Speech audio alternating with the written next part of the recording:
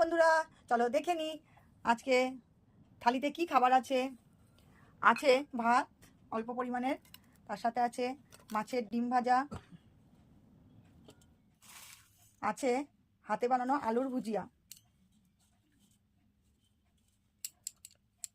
তার সাথে আছে মাছের মাথা দিয়ে কাতলা মাছের মাথা দিয়ে চাল কুমড়োর ঘন্ট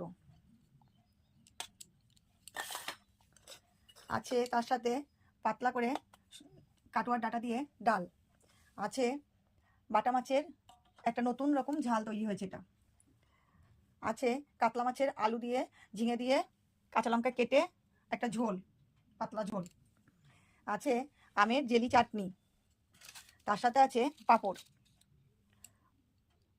আর এই আজকে বোতলের জল। তাহলে কেমন লাগলো বন্ধুরা আজকে দুপুরের খাবারটা? এখন তো এসব দেখে মনে হচ্ছে সমস্ত বনগ্রামের